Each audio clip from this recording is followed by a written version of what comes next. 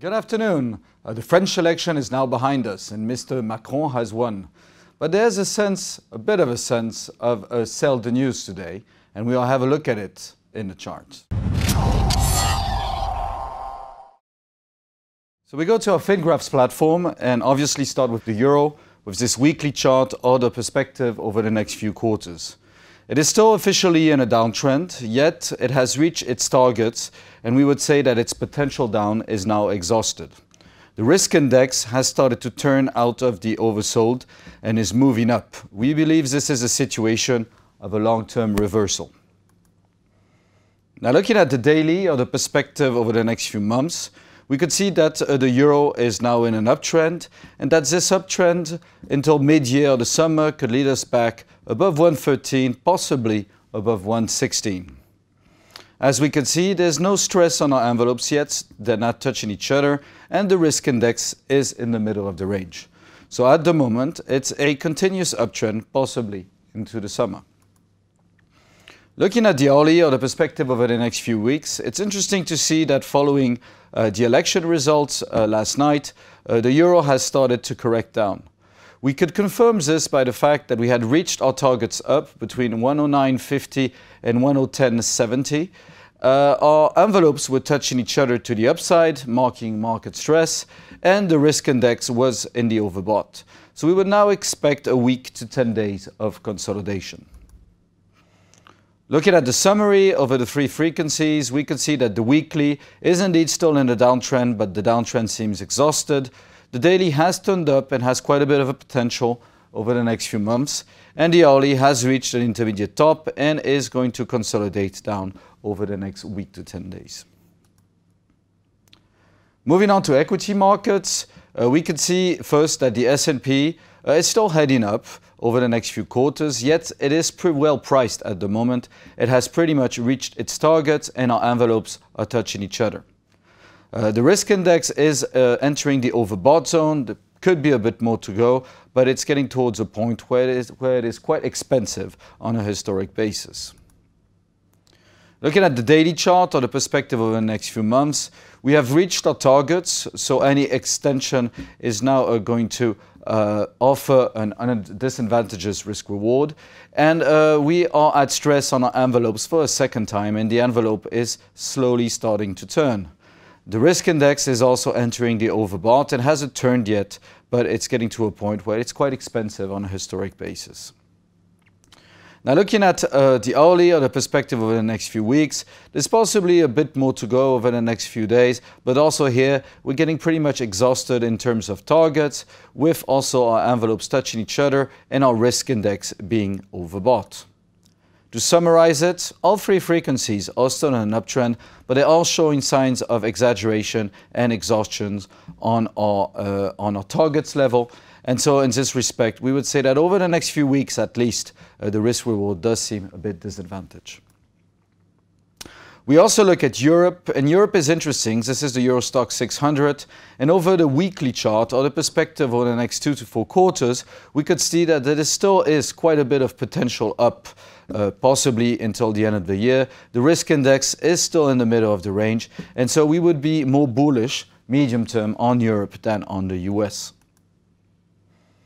Looking at the daily chart, it is also getting towards a point where it may become expensive. We are almost reaching our impulsive 2 target, so that's the most exaggerated level of our targets. We're not quite there yet, there's a bit more to go, but we're getting towards a point where the risk reward is also here getting a bit disadvantaged.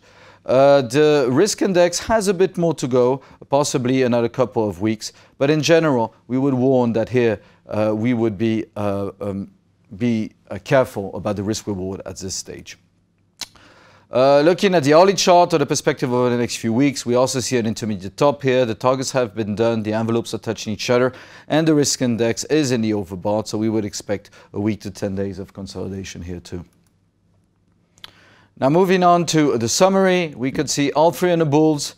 The daily and the hourly are quite expensive. The risk reward is disadvantaged, yet the weekly for the second half of the year still has quite a bit of potential left, and probably more than the US markets. So now we look at a few defensive assets to get a sense of what kind of correction we could be expecting. So obviously these should be strengthening. So first gold.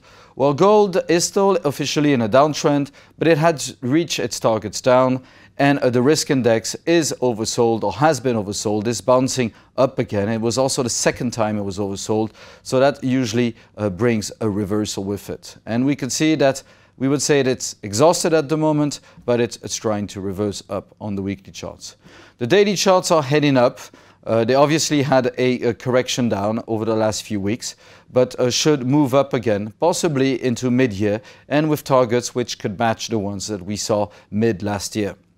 The hourly has been correcting down and is slowly getting to a point where this correction could become exhausted. We're not very far from the targets we expect between 12.11 and 12.31, so we've already tested them once, and the risk index is oversold.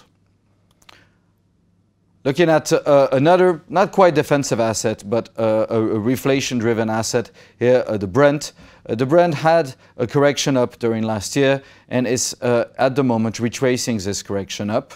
It is on the daily chart. It has moved down in the first leg into March, reacted up into April, and now has gone lower. It is slowly coming towards the support of our corrected targets around 46, 70. If it was to move below it, the next target zone is around 40. So in general, we'd still be quite bullish until the second half of the year, but in the meantime, there's quite a bit of risk, possibly into mid-year. Shorter term, the hourly seems quite exhausted. It has reached the oversold, an oversold position on our risk index. It's pretty much reached its target, so you could expect a few days up, a few days of correction up before it moves down again. Finally, another risk off asset, but here presented as a risk on, it's dollar-yen, so it's the strength of the dollar versus the yen. It's still in a slight uptrend, although it has reached the time it should have it had allocated for this uptrend.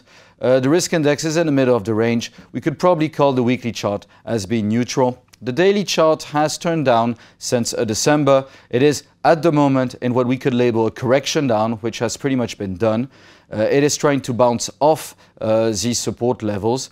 The crucial levels are around 107. If we were to make it below 107 in a new retracement down, the yen could actually accelerate up, or dollar yen accelerate down, possibly towards the lows last year. At the moment, the hourly is still heading up, but it's slowly getting towards a point where this correction up that we could see here on the daily could be coming to an end. The targets on the hourly are between 113 and 114, and the risk index is slowly getting towards a point where it could be overbought. So we would expect also here a week to 10 days of consolidation to start, and then possibly go and retest the corrective zone here on the daily. So in general, risk assets are well priced. We believe the risk reward at this stage, at least over the next 2 to 3 weeks, is quite disadvantageous. And the defensive assets seem to want to make a low and try to correct up. Thank you very much. Have a good week.